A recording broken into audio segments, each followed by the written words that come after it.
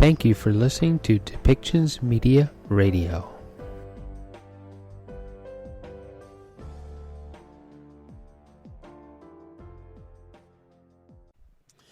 Welcome back, everybody, to Depictions Media Radio, and of course, I am your host, Michael Clogs.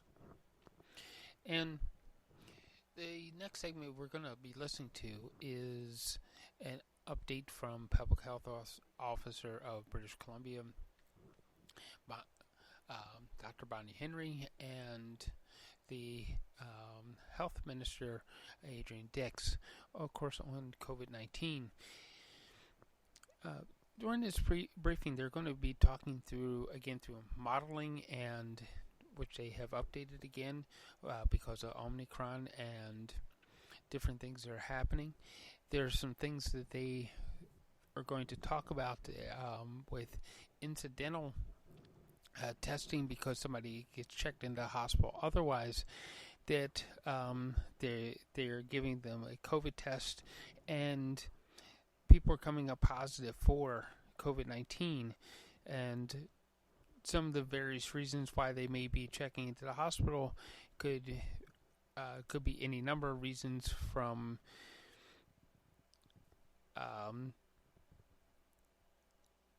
just needing to come in for some other health reason that it may not even have to do with a COVID-19 symptom.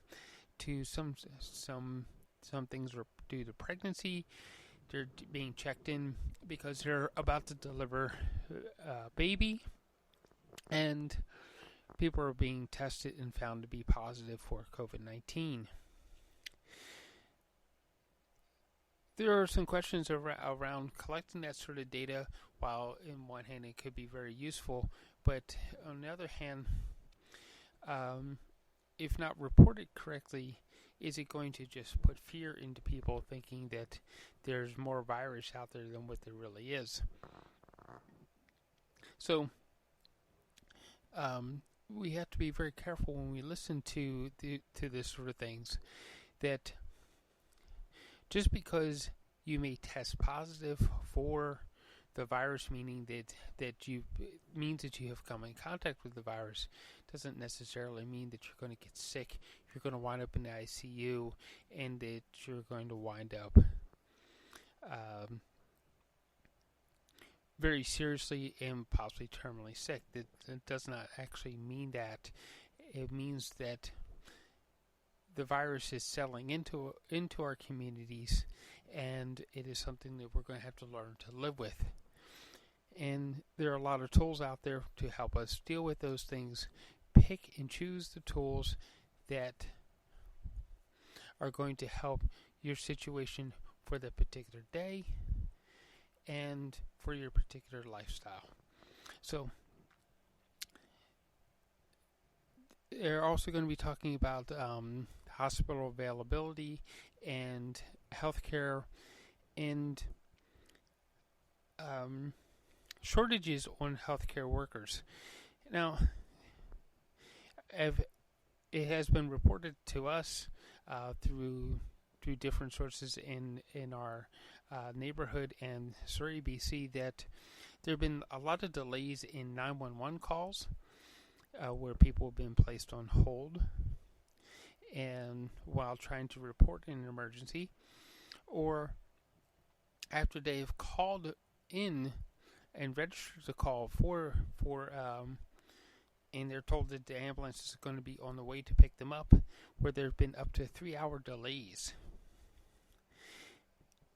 Now, Adrian Dix and Bonnie Henry have not responded to the idea of, is this because of COVID-19 overruns, or is it because that so many healthcare workers were released because they were refusing vaccination? There's a lot of questions as to why this is happening, but it is happening, and no one seems to want to answer the question that we have put to them as to why it is actually happening. So as a community, we need to ensure that certain systems are working, and we need to ensure that we all can be safe. So, while Adrian Dix is saying, don't put off if you're sick, go to the hospital, go get help, go seek medical attention. There's an issue and a disconnect when 911 puts you on hold, or there is a 3-hour delay in you being picked up by an ambulance to take you to the hospital. So maybe as a community we can get some answers into why this is actually happening. So with that, let's listen into the press release and COVID-19 update from Dr. Bonnie Henry and Adrian Dix. Good morning. My name is Adrian Dix. I'm BC's Minister of Health. In Victoria today, Dr. Bonnie Henry, BC's Provincial Health Officer. I'm honored to be speaking to you from the territory of the Musqueam, of the Squamish, of the Tsleil-Waututh First Nations. Honored to be here on their lands. Dr. Henry is on the territory of the Lekwungen-speaking people, the Songhees and the Esquimalt First Nations. Dr. Henry will be presenting a presentation on the current state of the COVID-19 pandemic. After that, I'll speak about some issues around hospitals, including on issues of rapid testing and healthcare workers who are currently off sick. And with that, it's my honor, as always, to introduce Dr. Bonnie Henry. Thank you very much. And we've been looking at very intensely over the last few weeks to try and put that puzzle together of where we are in our Omicron wave and how that's impacting us in the community, but also in our healthcare system. And this will look a little bit... I'm just going to ask them to relook at... It was at the end slide. Let's see if we can try this again. All right. Okay, we'll start again. So on our second slide here, it'll look a little bit different today because there are some measures that we have been using all along that are no longer able to be representative of the community. So we don't have geographic representation, for example, and we don't have things like the reproductive number because that depends on us knowing how many people each case have transmitted to. And as I've said a number of times, as we've gone through this Omicron wave, we have transmissions that are happening very rapidly, and we no longer are able to do that case and contact tracing because of the shortened incubation period that we're seeing with this wave. So we also need to look at other sources to help us validate what we're seeing and to understand the trajectory of what we're seeing in BC compared to other jurisdictions. So one of those is to be able to look at our case rates over time, our percent positivity, which is reflected in the colors of these graphs, and compare them to what we're seeing in other jurisdictions. And one of these is here, the representation of other jurisdictions in Canada.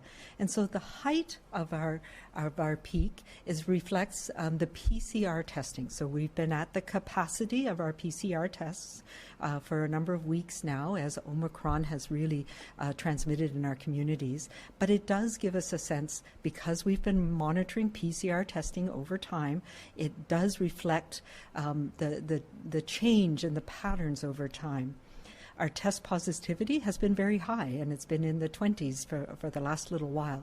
We've seen in this past week, particularly, that we've started to see a decrease in the test positivity and in the numbers of cases of PCR positives. And if we look at other jurisdictions in Canada, we see that Ontario and Quebec are slightly ahead of us, not as far ahead as we initially thought in terms of the wave going through. And we are seeing, as well as they've reported today, starting to see that decrease in community transmission in those jurisdictions as well. Other places in Canada are slightly behind us, and they're still very much on the upswing. So these are the types of things that we are using to help us understand where we are now. And of course, because daily cases are limited by our testing capacity and our testing strategy, we also need to watch very carefully hospitalizations and hard endpoints like people who've died from COVID. So this is, again, a reflection of jurisdictions in Canada, the hospitalizations that we're seeing compared to Ontario and Quebec. And what we're seeing is we're all on an upward trajectory in numbers of new people admitted to hospital per day. We're seeing that across the board. If we look on the hospital census on the corner there, what we see is in BC that has been flatter and not as steep a rise as in some of the other jurisdictions in Canada.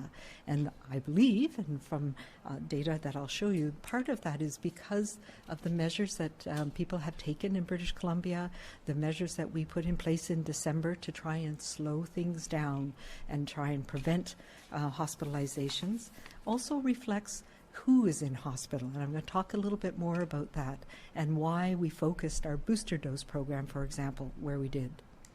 So this is our epidemic curve, again, in so slide 4. The top line in green is the PCR test positive cases in our community, and those have peaked and around the 1st of January and are starting to go down.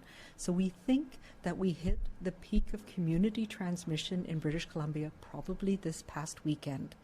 That's important. There's a number of different indicators that allow us to say that with some certainty, and I'm going to go through those. But we are still at the point where our hospitalization rate is going up, so new hospitalizations is still a concern. And we need to understand who is it that's being hospitalized and what can we do to try and affect that trajectory in the next few weeks. So if we look at it across BC, it's not the same everywhere, and we've seen that. We've seen that this started really to take off, particularly Omicron took off in Vancouver Coastal and in Fraser Health and on Vancouver Island first. We're now starting to see it slowing down a bit in Interior Health, and in Northern Health we're still on that upward trajectory. It was starting, Omicron moved into that community later than in other parts of the province, but it really is the highly populous Lower Mainland that is driving the epidemic curve for British Columbia. And the little bumpy bit that you see in Vancouver Coastal at the top, that's a testing anomaly. And that's because we reached the limit of PCR capacity and weren't able to do additional PCR testing at that period in time. And so that's why a week, 10 days ago, we weren't able to say where we were in this trajectory because it was unclear if it was just because of testing or if it was because we were seeing a true leveling off. And it's very likely that if we had the testing capacity, we would see a peak very similar to what we see in Fraser Health in Vancouver Coastal as well. So if we look at what has happened in terms of the trajectory over the last month in particular, as Omicron entered into our lexicon as well as our communities, we've seen a bit of a wave that started with younger people. So people in their 20s, 30s in particular, starting off and then moving into an older age group. And this is something that we've seen as well in all of our waves through the last 2 years with this virus. But what we're also seeing is it moves with highly connected people. This has been much faster than what we've seen with any other wave. And what is concerning now and what we need to pay attention to is the fact that we're seeing this uptick in older people now. And we need to understand a little bit more about who are those people and what we can do to try and make sure that we're stopping that transmission for those who are more vulnerable to having severe illness in our communities. We're also seeing a bit of an uptick in younger people, and I'll show a bit more information about that. So importantly, as we've seen this move through the community, we want to know who is most likely to be hospitalized. So looking at the hospital data by age across BC, we see that as well. We are seeing an increase in hospitalization in younger people, and we have more information about who are more likely to be hospitalized in those younger age groups. But more concerning, we are seeing recently an increase, a dramatic increase again, in people over age 70 who are having severe illness and ending up in hospital. And unfortunately, that's where we're seeing an uptick in people who are dying from COVID as well. So if we look at this from numbers of hospitalizations, the numbers are greatest in the 60 to 79-year age group, but the rate of being admitted to hospital is much highest in people over age 80. We are also seeing a little bit of an uptick in the 0 to 19 in our pediatric age group, and I have more information on that that will help us understand who are those people as well. So when we look at older people being hospitalized, what are the differences? What are the concerning things that come up? Well, one of the most important is that we see that the rates at every age of people having severe enough illness that they need to be in hospital go up dramatically if you don't have the protection that vaccination offers. And so even having 2 doses of vaccine before you get your booster dose, it's very highly protective for most people. And that's important. That means that all of those things that we have done over this past 2 years to make sure that we get the best protection possible, the 90% of people in BC who've got their vaccinations, that is helping. That is helping make sure that you don't have severe enough illness as this new strain is spreading that you'll end up in hospital. Where we're seeing that little bit of a crack is in older people over age 70. And even with 2 doses, there's still a risk in older people because we don't mount as strong an immune response. And so even if you're vaccinated with 2 doses, it's really important to get your booster dose. And one of the reasons why we have really focused on our booster dose program on older people and people who have immune compromising conditions and are more at risk is because we know that that extra dose makes a big difference. So on the next slide, what this shows again is hospitalizations by age. And what you can see is that line on the top, no matter what age you are, hospitalization risk is much higher if you don't have any protection, any immune priming from vaccination. And if you're over age 70, you really need that booster dose too. And we know there's about 50,000 people over age 70 who've got 2 doses of vaccine who've not yet got their booster dose. This is really important right now. It gives you that added extra protection that you need to keep you from having more severe disease that leads to hospitalization. So that's an important thing for us all to recognize. And for those who are younger and feel like you can get through this, we are still seeing high rates of hospitalization in younger people who don't have any protection. And that right now, we talked a little bit about breakthrough and reinfections. So people who have been infected with other strains of this virus, Omicron is more likely to infect you right now and more likely to cause severe enough illness that you're going to need hospitalization if you don't have vaccine as well. So it is important to recognize that as more of this virus spreads in our community and we have people who are vaccinated getting infected, the people who are not vaccinated, your risk goes up of being exposed to the virus, and after being exposed to the virus, the risk goes up of having more severe illness and ending up in hospital. And of course, the other part of that is ending up in critical care. So what we have seen is even 2 doses of vaccine in older people is highly protective of keeping you out of the ICU and critical care in our hospitals. So yes, we're seeing an uptick in severe enough disease to end up in hospital, but not in ICU. And that's not the case for people who don't have that immune priming that vaccination gives. So when we look at again, across the board, about 17% of people in British Columbia, and that includes people, young people 0 to 4 years of age for whom there is not yet a vaccine. Those people are right now, 47% of people in our hospitals are mostly adults, so not the 0 to 4, but mostly adults who have not been vaccinated. And 70% of people in critical care in the past month are people who have not been vaccinated. And this is mostly Omicron, mostly Omicron and a combination of Omicron and Delta. And 2/3 of the people who've died from COVID in the past month have been people who have not been vaccinated, from the very small percentage of people who don't yet have vaccine in BC. And this is breaks it all down. It's quite a busy slide. It's what I call the placemat, but it shows you that age is still the number one most important risk factor for having severe illness, for ending up in hospital or having complications from COVID-19. And that's really important. And vaccination works. Vaccination protects you from that severe illness. And I think I can't say this enough. That level of protection is what is getting us through this wave without overwhelming our hospital system, stretched as it is.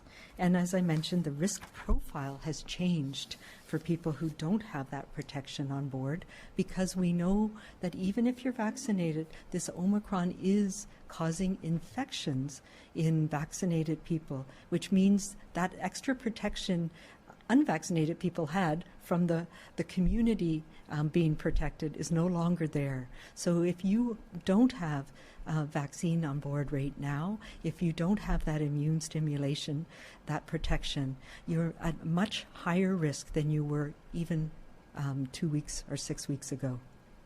And if we look at this from the perspective of age standardized, so somebody the same age as me who's vaccinated with 2 doses of vaccine, so not even with the booster dose, my risk if I have not yet been vaccinated is 12 times higher of having severe enough illness that I need to be in hospital, 27 times higher of developing severe enough illness that I need critical care. This is really important right now. It shows us that vaccination is really protective for people having severe illness and staying out of hospital. And this is another way of looking at it. I know when we look at the numbers every day, and there's been a lot of people who have been remarking on the fact that there's more vaccinated people in hospital than unvaccinated people. But that number comes from a much, much bigger pool of people. So your risk of hospitalization is dramatically lower. And I think it's, putting the perspective on those numbers. If you're somebody who doesn't have the protection that vaccines are offering right now, your chances of having a severe enough illness that you need hospitalization are much, much higher. I spoke a little bit about the pediatric profile, so this is slide 16.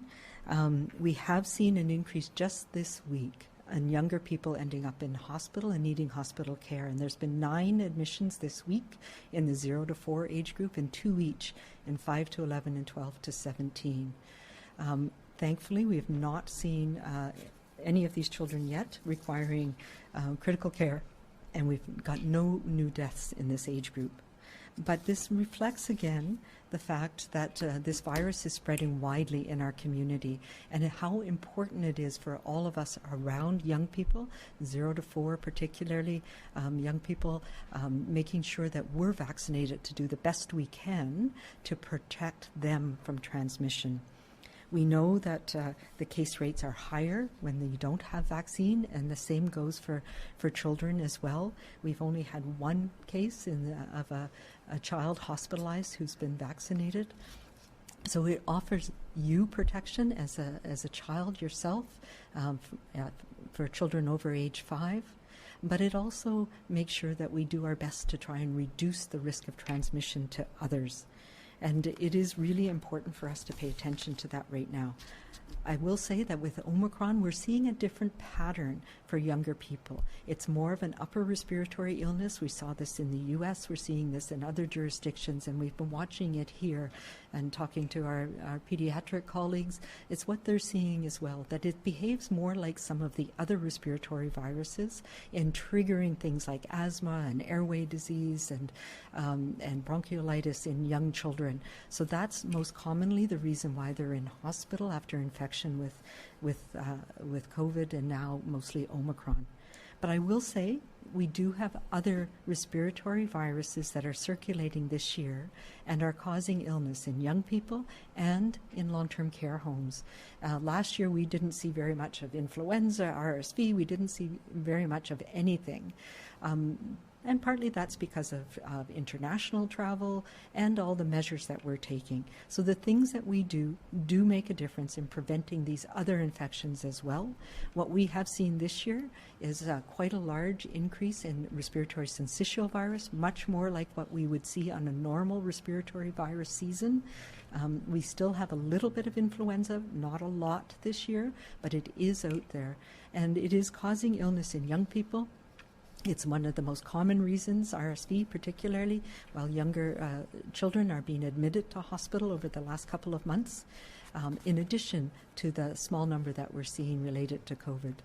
The other thing that we're seeing is that RSV can cause, and we've known this, outbreaks in long-term care homes. And the most severe outbreak we've seen in the past month in a long-term care home has been caused by RSV.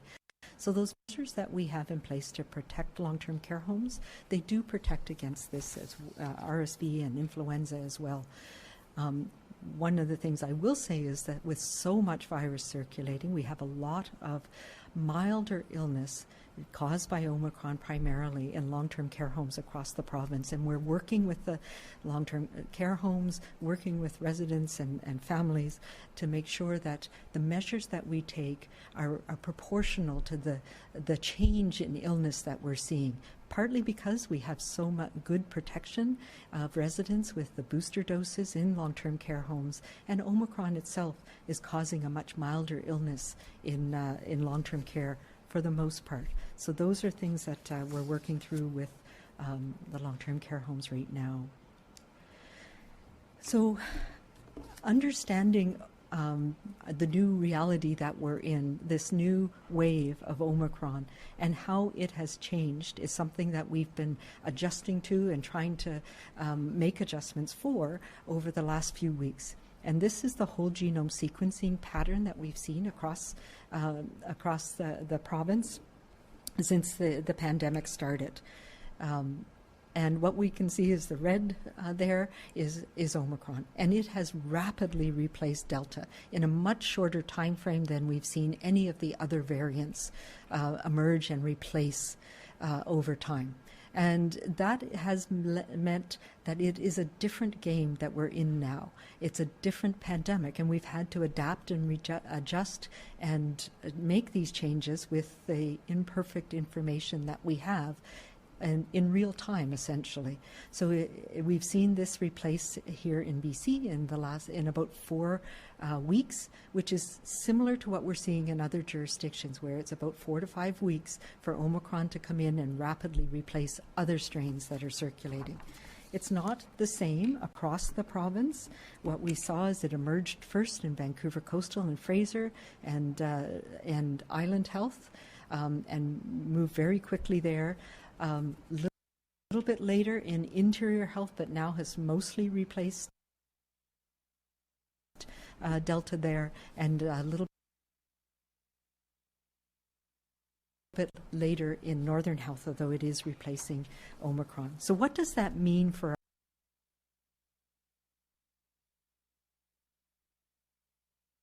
us? And how do we understand with rapidly changing virus that, as we've talked about, we now know has a shorter incubation period for most people because of vaccination, has a shorter duration of illness, and most people aren't getting a severe enough illness that they need to be hospitalized. That's the good news. The challenging part is understanding where we are on the trajectory in terms of transmission in our community, and also what is going to be the impact on our health care system.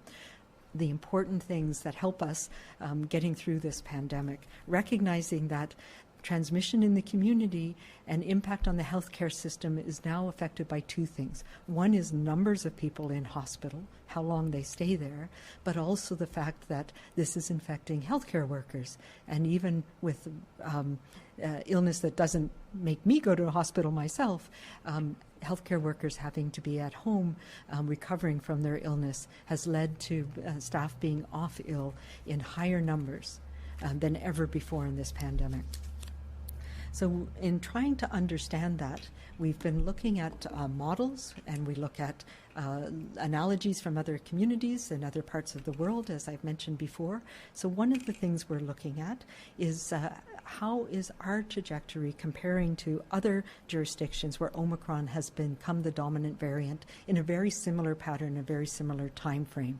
And particularly, we're looking at a couple of urban centers. So that's on the left, and we've compared it with London, which is ahead of us in terms of measuring this over time.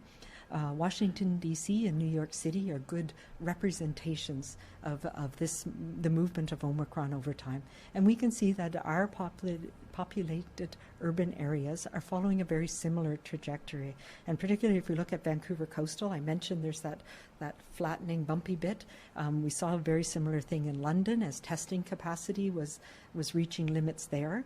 And so it was difficult to tell for a period of time if we were seeing a slowing down or if it was still going up and we just weren't measuring it. But we can now say with some confidence that the pattern shows a sustained decrease, and that pattern reflects what we're seeing in other jurisdictions that have a similar Omicron dominant outbreak right now. And if we look at this from a regional perspective, BC is following a very similar pattern to what we see in what we saw in South Africa, what we're seeing in the UK, and we've put in there Florida and Denmark as well as two other jurisdictions that are going through a very similar situation than we are. Obviously, it's not perfect, and this is just one way that we look at it. We sort of triangulate and look at many different things to see if we can say with some confidence where we are in the course of our trajectory. One of the other surveillance measures that we've been watching over time, and I've presented this before, is the wastewater surveillance. So when we look at wastewater surveillance, it's not dependent on who gets tested. It really is a barometer of how much virus is in a community. And we see that it follows quite closely to peaks that we've seen in the past, and we're seeing that again.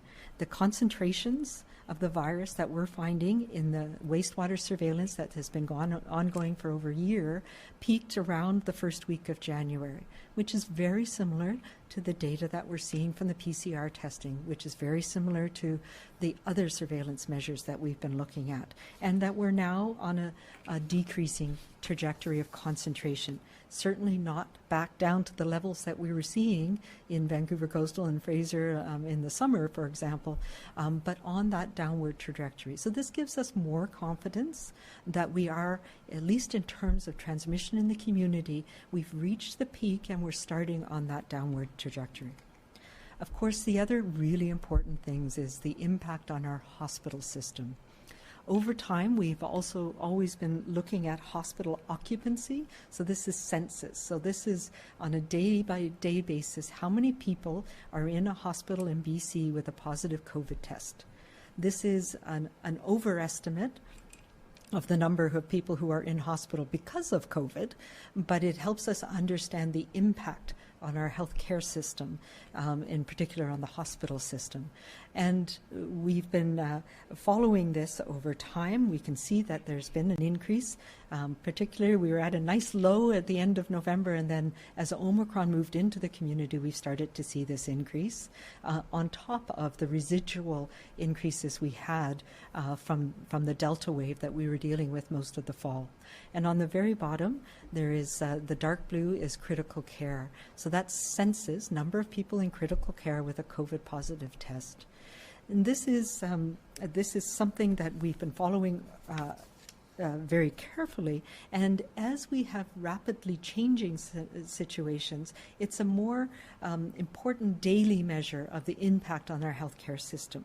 But it's a composite measure that tells us a bunch of different things, and we need to understand a little better who's included in that census. So we will be reporting hospital census data starting on a daily basis, starting today, which will mean a jump in numbers of people included in that number. And I'll talk through a little bit where we get what that means. Some of the things that we've been following over time to try and understand the impact that Omicron is going to have on our hospitals are things like emergency department visits for COVID. And this is looking at the visits in Vancouver Coastal and Providence Healthcare for the month over the past year up until January 11th. As we can see, there's been a dramatic increase in people going to the hospital, to the emergency department, related to COVID. So that may be because of COVID, it may be because another condition is exacerbated, it may be because they tested positive and they have concerns. So those visits have increased, and they're starting to perhaps level off. They have not started to come down yet, so it's an early marker. But what we are looking at really carefully is the proportion of people who visit an emergency department who end up being admitted to hospital. And we can see that that proportion is much less than what we had in previous waves, particularly in March and April and May of 2021, where that proportion was much higher. So that's something that tells us a little bit about severity of illness with Omicron. The other thing that we are looking at is how many people in hospital are there because of Omicron, how many people are there because they've been infected with Delta, which we know causes more severe illness in general. And then, of course, as we've come closer to this week, there's still a number of people who have been admitted to hospital who we don't yet have a sequence, a whole genome sequence, because there's a delay in being able to do those sequences. But what this helps us understand is for those that we know are Omicron, are they in any way different? And this gets at severity of illness and the impact on hospitals. And we've seen in other countries, in South Africa, in Copenhagen, in the UK, that people who are admitted because of an Omicron infection tend to have a shorter length of stay and not as severe illness. So we need to understand if that holds true in our population here in BC. So what we have looked at is for those between the end of November and the 7th of January, looking at people who we know had Delta, people we know were infected with Omicron, and then the unknown. And what this tells us is consistent with what we're seeing in other jurisdictions. So the median length of stay is about half of what we are seeing with people with Delta. So compared to Delta, Omicron, people aren't as sick. And the need for critical care is down by about 2/3. So only 12% of people who are infected with Omicron compared to people who are infected with Delta. And the same thing goes for severe enough illness that it leads to death. So there's a whole lot of caveats here in that we know a younger population was infected early, but it really does align with what we're seeing in other places, that people who are admitted to hospital are admitted at a lower rate and have a lower need for critical care and also a shorter length of stay.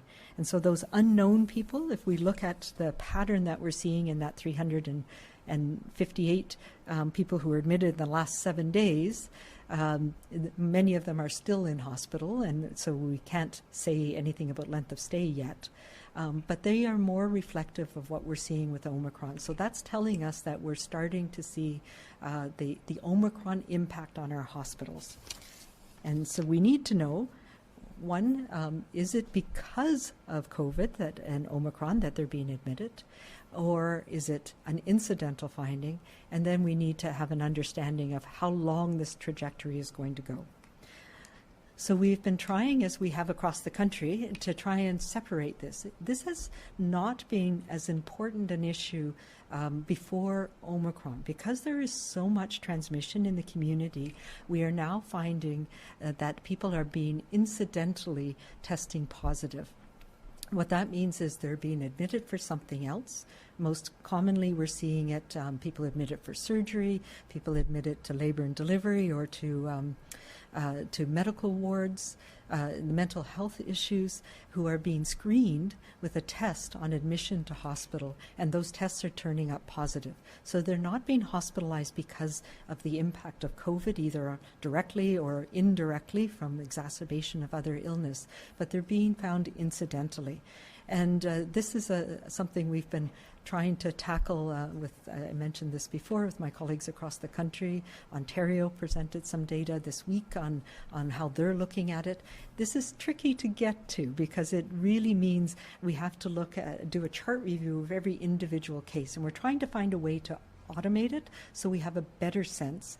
But one of the chart reviews that we did do was that all of the hospitalizations in the month of December, so it was up until the people who were admitted up until January 11th in Vancouver Coastal Health.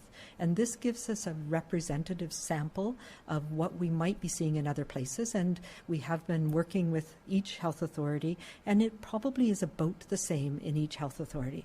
So what this tells us is that about 45% of the people admitted to hospital with a COVID positive test, it was an incidental finding. And about 50% of them, it was actually because of their COVID diagnosis. And right now, as we're transitioning and we presented what I just showed you, most of the people being admitted to hospital still are related to Delta, so that's the blue in this slide. And people requiring invasive intervention, so that's mostly critical care, ICU, needing oxygen or intubation, again, more likely to be infected with Delta. So this gives us an indication of what we might be seeing in our hospitals right now. It's not across the board, and what we're looking at is how do we get that picture on an ongoing basis.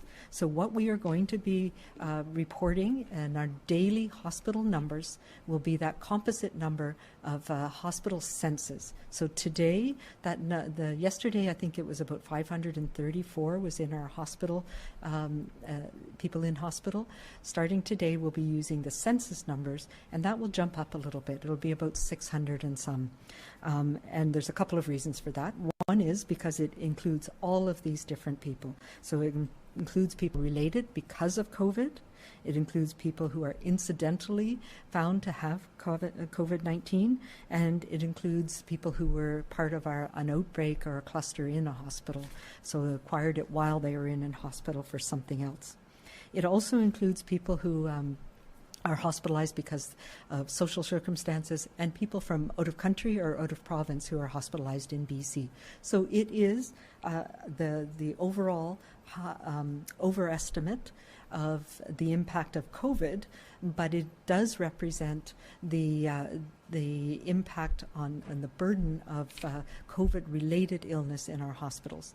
And then as we get the automated processes in place to be able to tease apart these three different groups of people in hospital, we'll be presenting that on a periodic basis as a snapshot.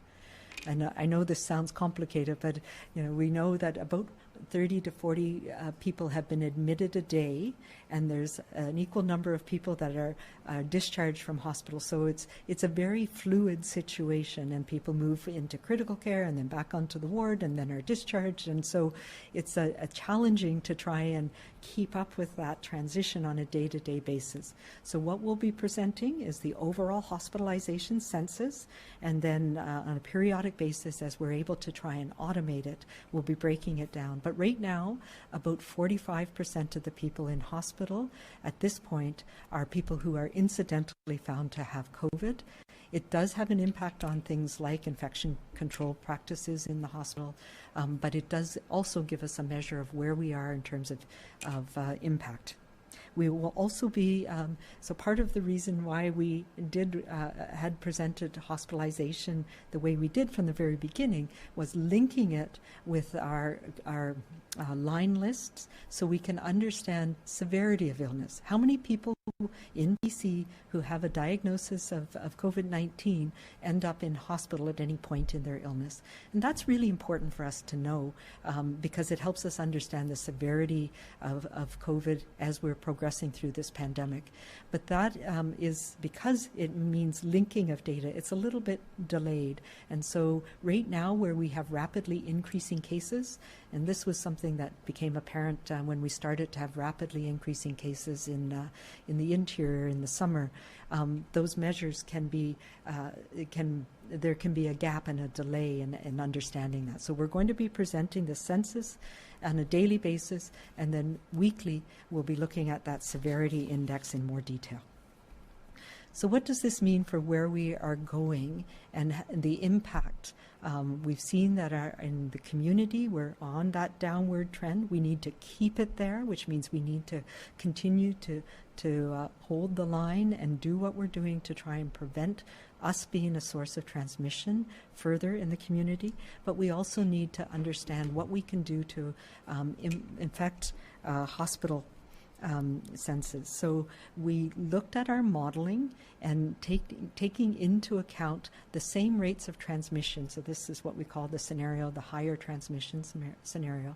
Same rates of transmission that we were seeing in December prior to putting in the public health measures that we did, which was stopping nightclubs and gatherings and putting restrictions on places where people were inside. And it looks at booster doses being provided to about 40% of the population. It doesn't look at whether they're the most high risk or not, so it's 40% across the board. And this gives an indication of what we could potentially see over the next little while.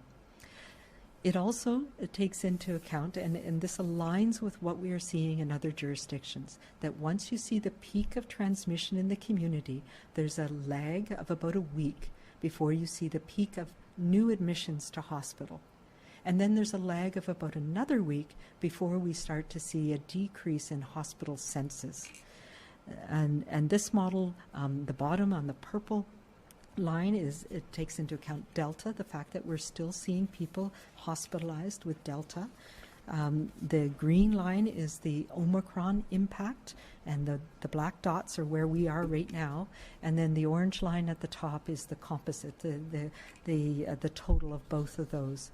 So what we expect from this modeling and the trajectory that we're seeing is that our new admissions to hospital on a daily basis are likely to peak between January 15th and 22nd, so sometime next week.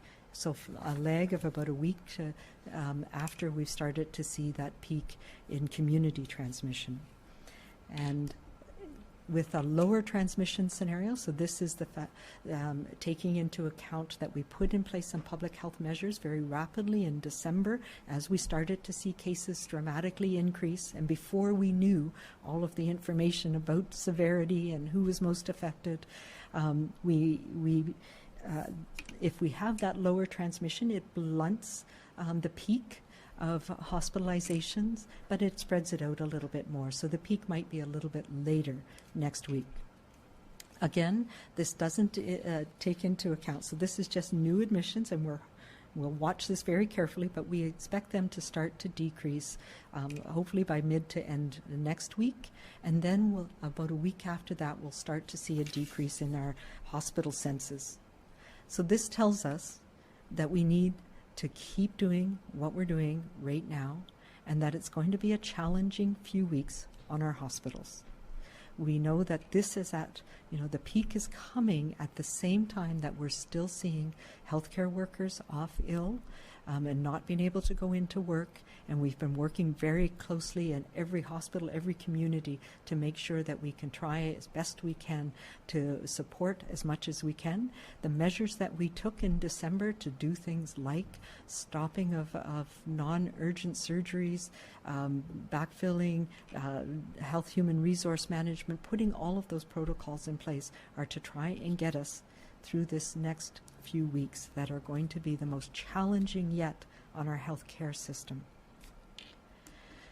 So I do want to talk a little bit about the orders that we put in place. So we needed to do this in December, and I said that at the time that we put these orders in place. There are many things that we look at when we put orders in place.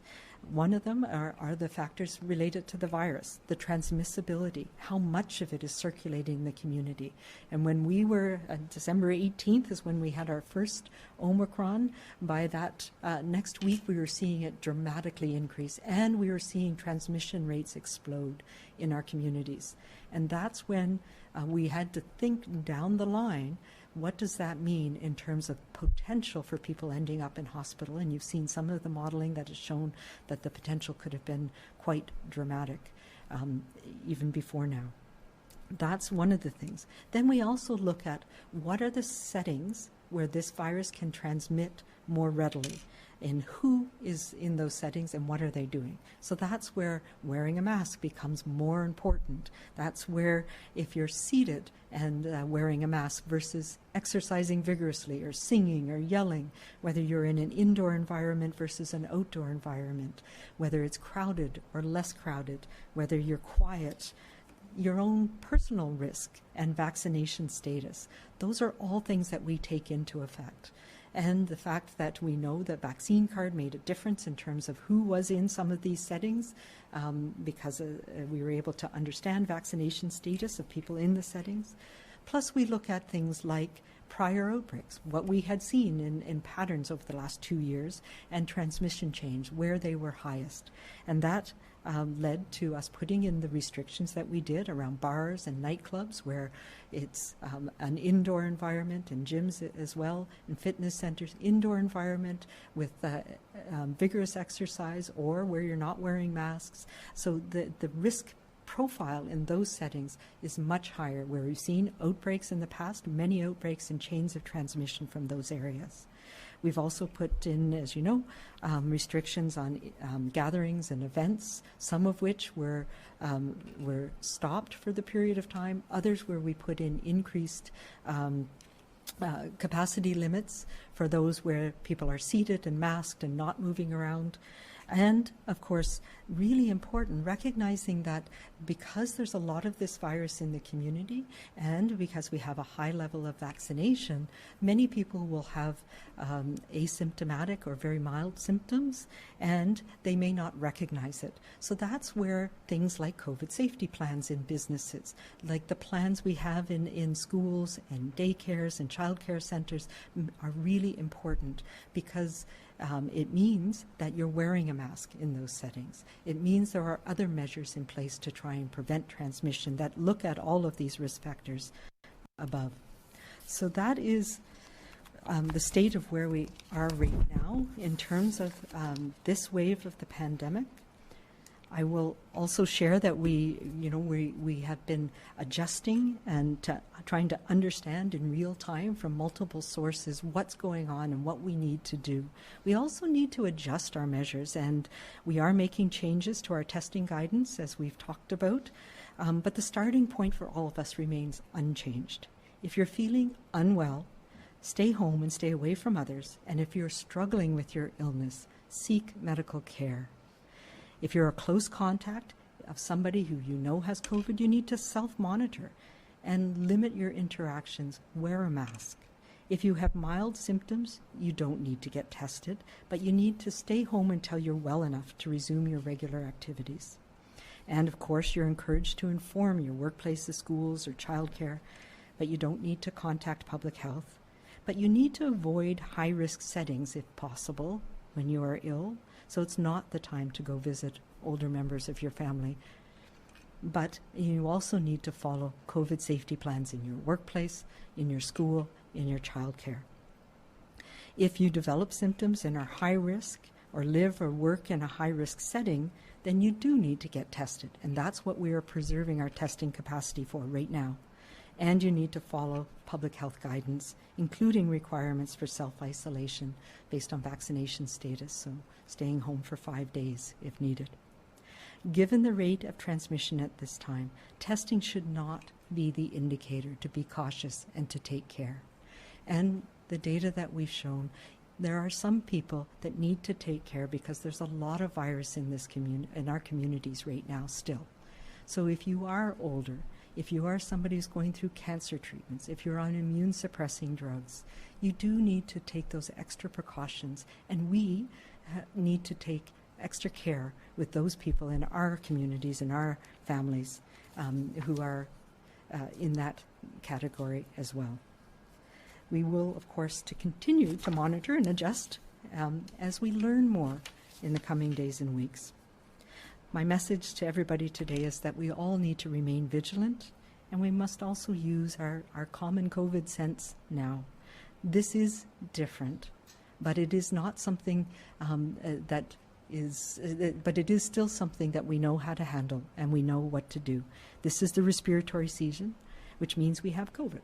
We also have a little bit of influenza, quite a bit of RSV, and other viruses circulating. So the protections you're taking for COVID-19 also help you and those around you with these other viruses. For parents with children in K-12 or childcare, if your children are ill, please keep them home. If they have mild illness, they can return to school when symptoms have resolved and they are feeling better and up to their usual activities. And the same applies for childcare. I know this is different from where we've been trying to make sure we're keeping COVID out of everything, but the reality is that we don't transmit as much if we're well. So these are the things that we need to consider now. And I recognize that clear, definitive, unchanging guidance is what we really want. But COVID is not allowing for that. The virus is changing and we need to adapt as well. It doesn't mean that what you did yesterday was wrong, and certainly we have more and more evidence that all of those things that we did have made a tremendous difference in blunting the impact that this changing virus has had in our communities, and I think that's really important. And I especially am appreciative of everybody being cautious and taking those measures over the holiday season when I know it was challenging and it's hard and we really wanted to be with others. But I'm asking everybody today to do their best and safest thing for my loved one and for yourself today. And that's what we're going to need to do to get us through this wave. But we are resilient and we are strong. And I'm confident we'll get through this wave as well and very soon get through this storm. Thank you. I'll turn it over to Minister Dix.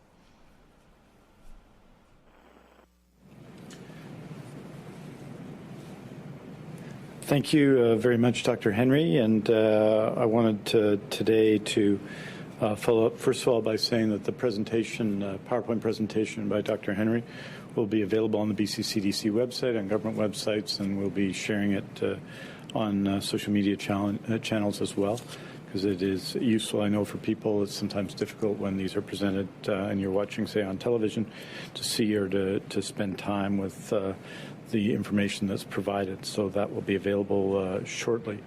I want to provide an update on rapid test inventory and use, as well as the impact of sickness on healthcare workers and the healthcare system overall. First, I want to briefly touch, though, on the booster dose campaign.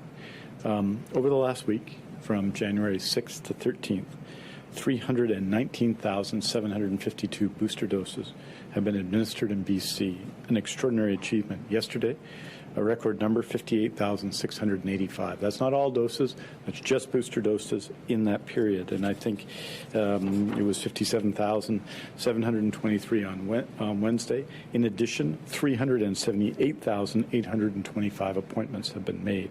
I want to express my appreciation because with all of this going on, the booster dose campaign is ramped up to an extraordinary degree, and the people who support that campaign, both the volunteers and staff who make all of the arrangements at stations, our extraordinary team of community pharmacists who do that work, and the healthcare workers who, of course, would frequently be doing other things and are doing many other things in healthcare that support it and that administer those doses.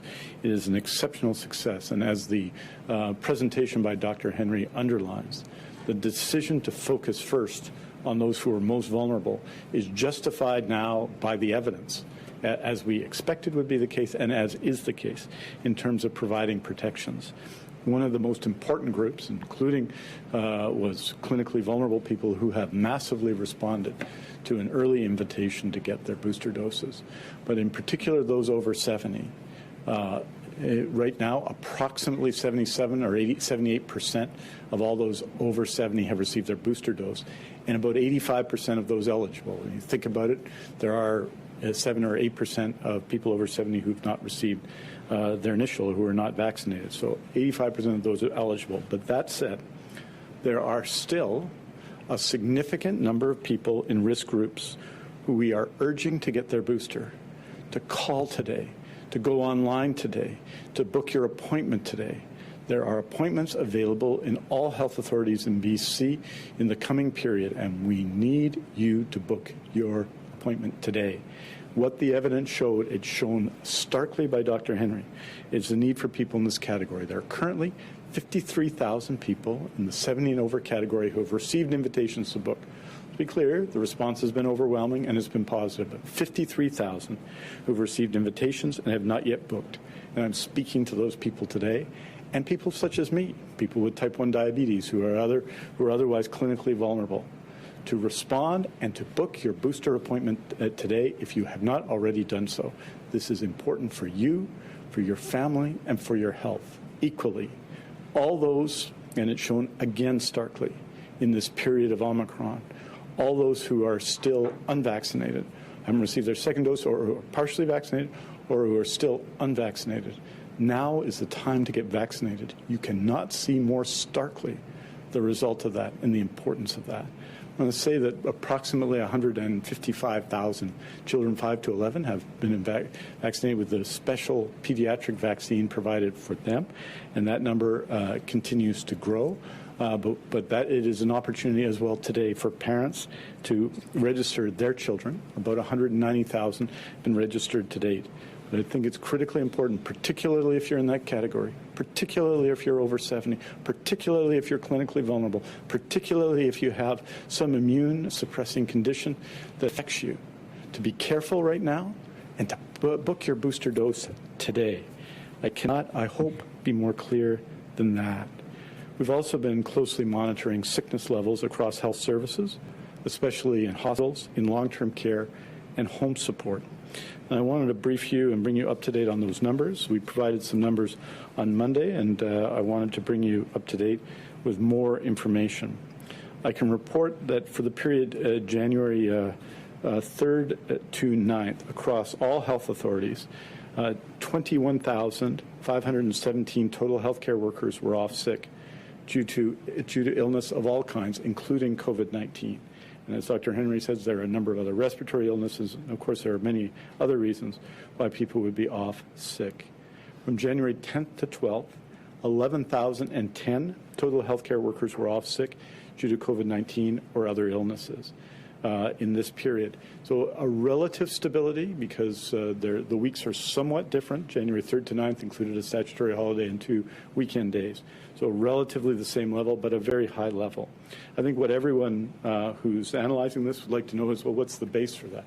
There are about 188,000 active healthcare workers in BC, so there's a lot of healthcare workers, and but this is still a lot of people who are affected in some way by sickness, whether it was 1 day or 2 days or more. And I just want to give you some comparisons. I can report that compared to the previous years. So if you compare to the previous years in 2021, which was, of course, during the COVID-19 pandemic, in 2020, prior to the first case of COVID-19 coming to British Columbia, here's what we have for all health authorities except Vancouver Island and Interior Health. So we wanted to get this data to you so you could have it for comparative purposes. So across those health authorities, so PHSA, Fraser Health, Providence, Northern Health, Vancouver Coastal Health. In 2022, this year, 14,591 from January 3rd to 9th. In 2021, that number was 7,573. And in 2020, which was a higher influenza and respiratory illness year, if you'll recall, 8,802 healthcare workers called in sick in the equivalent week, the equivalent week to January 3rd to 9th of those years. So roughly double the number of sickness on a base of 188,000 healthcare workers. This is significant. I just want to say what it means for our system. It means that two things I think that we need to take home. One, this is an immensely challenging time when you have incrementally 10,000 more healthcare workers off sick in a given week, either 1 day or more. That has an impact on services, and we are adapting everywhere. And you've seen some of that adaptation in the last number of days. The cancellation of non-urgent scheduled surgeries, for example, necessary both to free up staff to support people coming into a hospital and necessary to ensure that acute care is well protected. But make no mistake about the challenges, not just in our major acute care centers, which are obviously focal points obviously people coming in with COVID-19, as Dr. Henry has described, but also services that depend on small group workers, home support service, say in Caribou or in the Kootenays or in the Peace Corps that are affected by COVID-19 with a smaller base of workers, or the loss of one or three workers can have a profound effect. The message to everyone is twofold. One, yes, we need to be patient in these times, that the amount of healthcare being delivered is unprecedented at every level right now. Our healthcare workers are producing more output than ever before, but we need to be patient because these circumstances are affecting the system. This is the nature of this moment, this wave, this moment in the pandemic. But secondly, if you need care, get care. Don't stay home, don't wait. If you have a serious reason to get care, get care. Do not be deterred by this. Our healthcare teams are doing a remarkable job, not just dealing with COVID-19, not just dealing with the overdose public health emergency, which occupies us enormously every day, not just dealing with every other issue and every other issue dealt with the public, but in providing a high quality of service. There will be challenges, yes. Patience is required, yes. But if you need care, get care. Regarding our rapid tests, as of end of day, January 13, 2022, BC has received 4,859,800 rapid tests total and deployed 3,430,400 of these tests to key strategic areas. That leaves a current inventory of 1,429,400 tests. 563,000 of the current inventory are not suitable for deployment, for takeaway or personal use. They require special equipment, administration by trained health care professionals, and cannot be broken down or repackaged for self-administration. These tests will continue to be used at the discretion of medical health officers in appropriate settings to manage clusters and outbreaks. That leaves 866,100 tests that are more suitable for self-administered use. This week, we have already allocated and sent out approximately 165,000 to acute healthcare facilities for testing of symptomatic healthcare workers, 90,000 for repackaging and distribution to testing sites across BC to replenish their supply. 200,000 are being prepared to support testing of symptomatic staff in the K-12 education sector across the province. Over 100,000 will be deployed for use by businesses and organizations as part of the point-of-care screening program. The balance will be allocated over the week ahead, consistent with the plan that was outlined in detail on December 21st, 2021. In addition, we will allocate existing inventories that are suitable for self-administered use to the following. 100,000 tests are being prepared for deployment to the K-12 sector for testing of symptomatic students. Another 100,000 are being deployed to the acute healthcare facilities for healthcare workers. More will be repackaged and distributed to testing sites. 115,000 more tests are being sent to the First Nations Health Authority. 50,000 will be allocated to assisted living, and 200,000 for post-secondary education for symptomatic faculty and students. The balance in new inventory that arrives will be allocated the days ahead, consistent with the plan on December 21st, reaching long-term agency care for staff and testing sites. For almost 2 years, as you know, we've been doing these briefings, and the first one was at the end of January 2020, and a lot has changed. But I want to say some things haven't. COVID-19 is still the same. It's to live, purpose is not interested in our discussions, but to live. And we have seen how so again and again in the pandemic.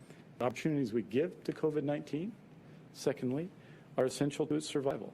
And we need to take the actions, follow the orders that it provides, and take the measure taking, because when we allow cracks in our defenses, COVID-19 will exploit those gaps.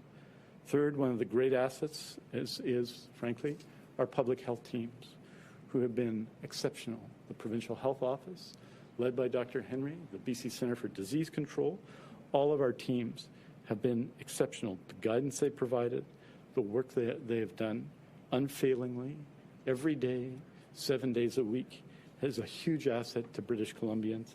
And I, for one, am grateful to them and to Dr. Henry for those efforts. And that brings us, I think, to the fourth thing we know, that the greatest asset in our battle against COVID-19 has been and always will be us, each one of us. When we hear about the challenges in our hospital sector, there are things we can do, both to protect ourselves and to support our healthcare workers, including adhering to orders, following guidance, using masks where appropriate. Every time we choose action over delay, attention over disregard, awareness over denial. And finally, I would say that in battling COVID and maintaining our humanity while we do, what matters is what we do in the moment. If you haven't been vaccinated up to now, get vaccinated and join the fight. If you haven't been following all the rules up to now, no judgment. Start to do that. Start to support one another. Protect those that you love and those that you don't know. We need to, more than ever before, rededicate our efforts in these next weeks, these difficult weeks for our healthcare system. And the information that we've provided today illustrates that while cases may have peaked, hospitalizations have not. And we need to work together to support each other in these difficult times. And with that, I'm happy to. This show has been produced by Depictions Media. Please contact us at depictions.media for more information.